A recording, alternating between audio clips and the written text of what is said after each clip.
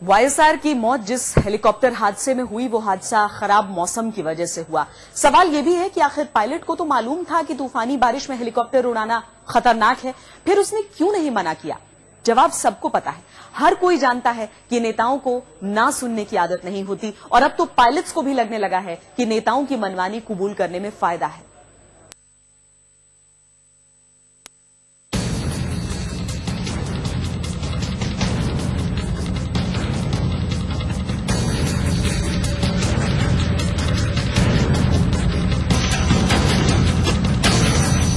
नेता करते हैं मनमानी, पायलट भूल जाते हैं सावधानी।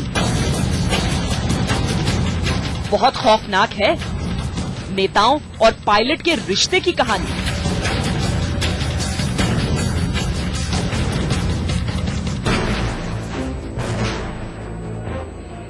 ये उस हेलीकॉप्टर का मलबा है जिसमें आंध्र प्रदेश के मुख्यमंत्री वाईएसआर रेड्डी 2 अफसरों और 2 पायलट के साथ सवार थे।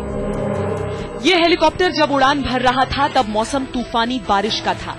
ऐसे मौसम में हेलीकॉप्टर उड़ाना खतरनाक था, फिर भी पायलट ने जोखिम उठाया, जानलेवा जोखिम। आखिर क्यों? पायलट को जरूरत क्या थी जिंदगी दांव पर लगाने की?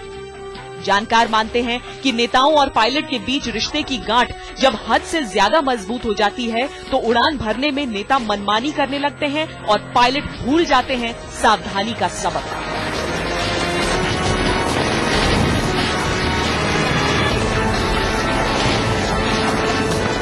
जानकारों के मुताबिक आसमान में उड़ने का रोमांच नेताओं को पायलट के करीब ले आता है।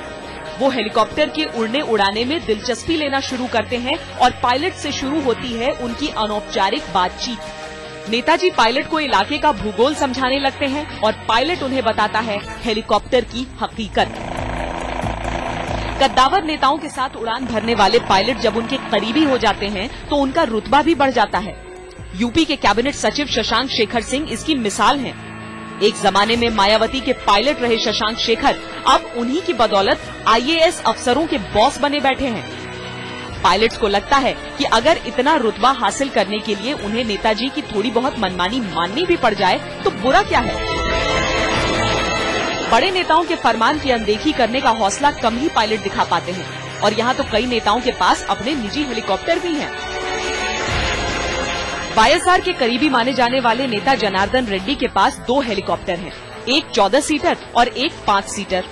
कालाघटगी से कांग्रेस के एमएलए संतोष लाड के पास भी अपना 5 सीटर हेलीकॉप्टर है। राज्यसभा सांसद अनिल लाड भी हेलीकॉप्टर के मालिक हैं। तो विजयनगर से बीजेपी के एमएलए आनंद सिंह और कुरुक्षेत्र से कांग्रेस के सांसद नवीन जिंदल के काफिले में भी निजी हेलीकॉप्टर हैं। जाहिर है कि इन हेलीकॉप्टरों को उड़ाने वाले पायलट इन नेताओं के स्टाफ का हिस्सा हैं। अब जिस नेता की वो नौकरी कर रहे हैं उसकी कितनी मनमानी टालेंगे? वैसे कहा यह जा रहा है कि अगर खराब मौसम में उड़ान भरने की मनमानी के बावजूद पायलट ने थोड़ी सावधानी बरती होती तो वाईएसआर बच जाते। जानकारों के मुताबिक बेल 430 हेलीकॉप्टर जिससे वाईएसआर सफर कर रहे थे उसमें वीएफआर और आईएफआर दोनों थे।